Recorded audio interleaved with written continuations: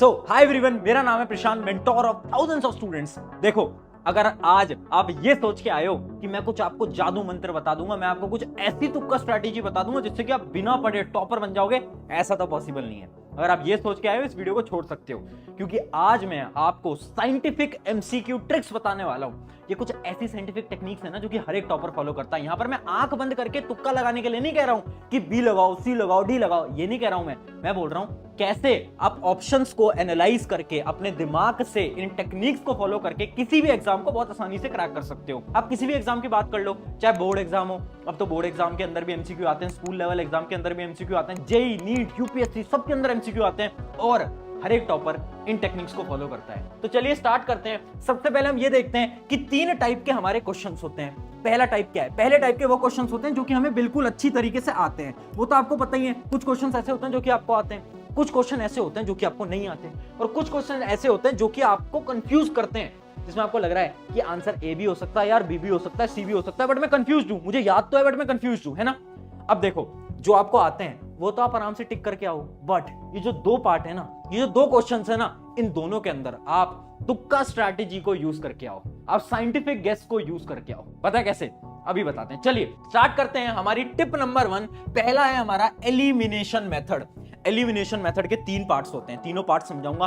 देखो, elimination method जो basic होता है वो आप सबको आता होगा, बट यहां पर मैं बेसिक एलिमिनेशन मेथड की बात नहीं कर रहा हूं, मैं यहां पर बहुत एडवांस्ड एलिमिनेशन मेथड की बात करने वाला हूं। अब ध्यान से सुनो यार, टेक्निक्स में बता दूंगा, बट मुझे पता है केवल 1% लोग फॉलो करते हैं। अगर सिर्फ 1% लोग फॉलो करेंगे कोई फायदा नहीं होगा, इसलिए अभी के अभी वीडियो को पॉज करके कमेंट में अभी लिख दो yes I will follow this. उससे क्या होगा, आपको याद रहेगा कि हाँ यार, हमने प्रशांत भाई की वीडियो में कमेंट करा था, हमें फॉलो करना है और हम सच में इन टेक्निक्स को फॉलो करेंगे और अपने एग्जाम के अंदर अच्छे मार्क्स लेकर आएंगे। अब सुनो मेरी बात, सबसे पहली चीज क्या है, अपनी स्ट्रैटेजी है all of the above and none of the above strategy.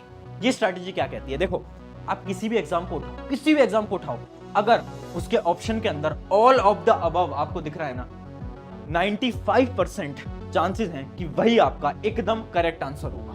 95% chances. ये हमें कैसे पता? हमने बहुत सारे सैंपल पेपर को एनालाइज करा है, बोर्ड एग्जाम को एनालाइज करा है, जेई एग्जाम को एनालाइज करा है, नीट एग्जाम को एनालाइज करा है।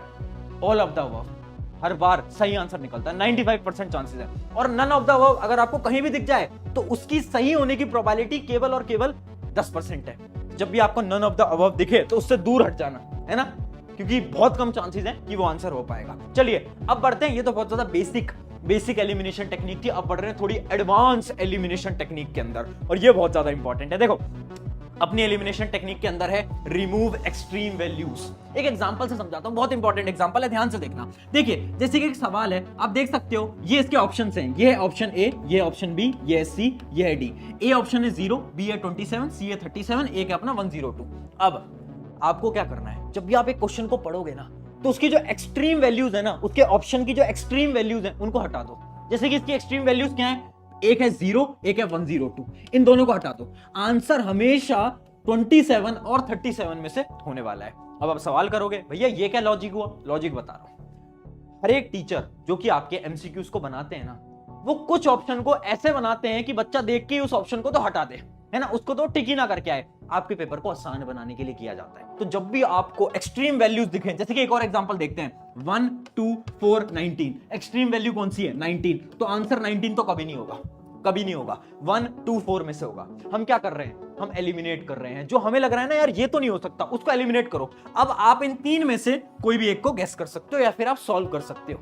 इससे क्या हुआ, आंसर सही होने की प्रोबेबिलिटी हमारी सही हो गई। ठीक है, यहां पर मैं कोई तुक्का नहीं बता रहा हूं यार, ये बहुत ज्यादा साइंटिफिक चीज है। एक्सट्रीम वैल्यूज को हमने हटा दिया। अब बढ़ते हैं तीसरी एलिमिनेशन स्ट्रेटजी, जो कि है सिमिलर आंसर ट्रिक। देखिए, टीचर्स क्या करते हैं, टीचर्स आपको कंफ्यूज करने के लिए ऑप्शंस में सिमिलर ऑप्शंस डालते हैं, और वो जो सिमिलर ऑप्शंस होते हैं ना, वही आपके करेक्ट आंसर होते हैं। समझ नहीं आया? चलिए एक एग्जांपल से समझते हैं। देखिए, जैसे कि ऑप्शंस हैं 5 10 -5 17, आपको 3 ऑप्शन दिख रहे हैं। अब ध्यान से देखना, 90% से ज्यादा चांसेस हैं इसका जो सही आंसर है वो या तो 5 होगा या तो -5 होगा। पता है क्यों? क्योंकि ये दोनों सिमिलर ऑप्शंस हैं। ये दो तो कट कर दो, इन दोनों में से तो आंसर होगा ही नहीं।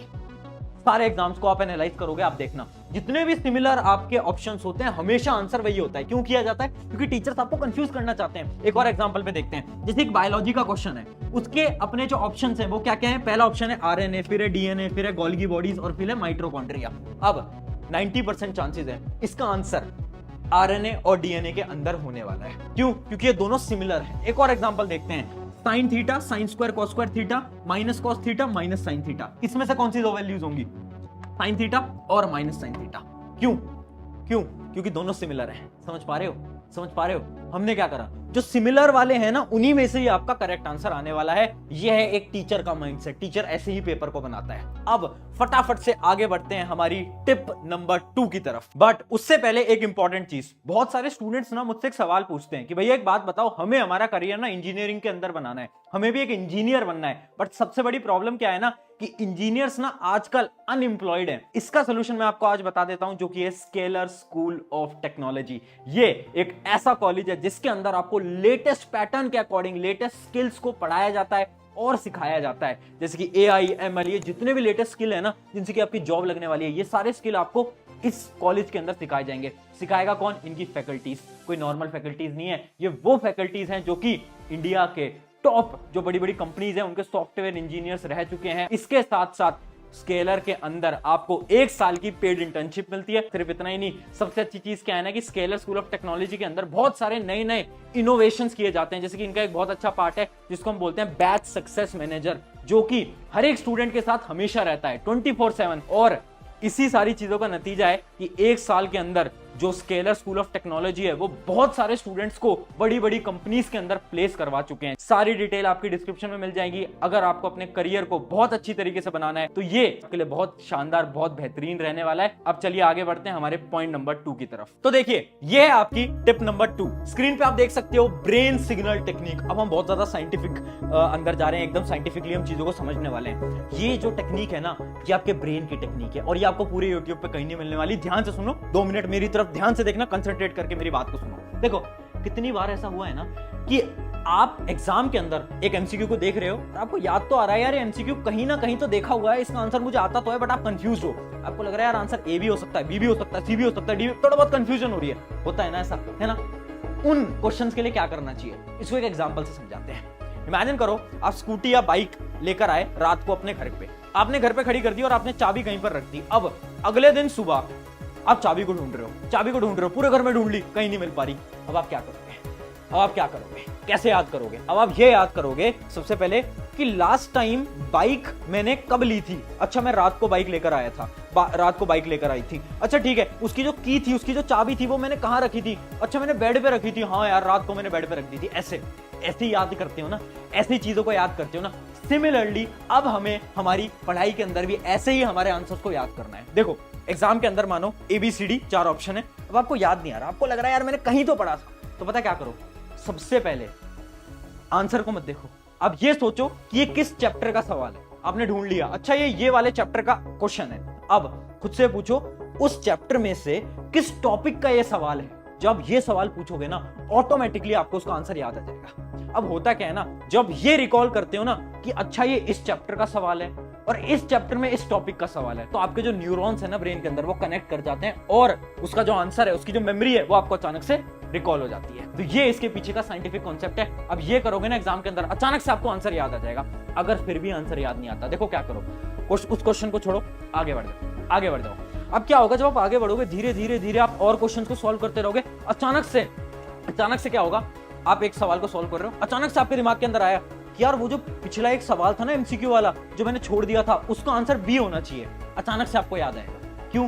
क्योंकि शायद आपके जो न्यूरॉन्स है ब्रेन के, वो लेट कनेक्ट करे और आपको मेमोरी के अंदर रिकॉल हुआ कि उसका आंसर B होता है। ठीक है, आगे बढ़ते हैं। अगली टेक्निक है हमारी B and C option strategy. देखो, ये साइंटिफिक स्ट्रैटेजी नहीं है, ये रिसर्च बेस्ड स्ट्रैटेजी है। हमने बहुत सारे सैंपल पेपर्स को रिसर्च करा है, बोर्ड एग्जाम के, JEE एग्जाम के, नीट एग्जाम के, और हमें ये पता चला है कि 70% जो आंसर्स होते हैं ना, वो B या फिर C में से होते हैं।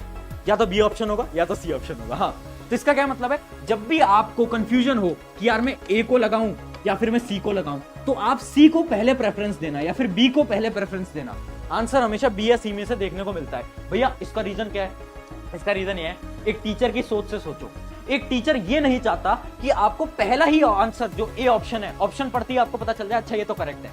एक टीचर कभी नहीं चाहेगा पहला ही ऑप्शन करेक्ट हो, और एक टीचर ऐसा भी नहीं चाहेगा कि जो लास्ट वाला ऑप्शन है आपको मतलब इतना टाइम लग जाए कि आप लास्ट ऑप्शन तक आओ और आपको पता चले अच्छा ये लास्ट वाला ऑप्शन करेक्ट है। इस वजह से हर एक टीचर क्या करते हैं ना, बी और सी इन दोनों के बीच में ही अपने करेक्ट आंसर को रखते हैं। ठीक है, ये होती है हमारी बी और सी स्ट्रैटेजी। चलिए आगे बढ़ते हैं हमारी tip number 4, assertion reasoning strategy. देखिए आजकल क्या हो गया है, बोर्ड एग्जाम के अंदर, जेईई एग्जाम के अंदर, नीट एग्जाम के अंदर असर्शन रीजनिंग बहुत बार पूछी जाती है ना। असर्शन रीजनिंग क्या होती है, दो स्टेटमेंट दी जाती हैं और ऐसे आपको ऑप्शन दिए जाते हैं ए बी सी डी, है ना।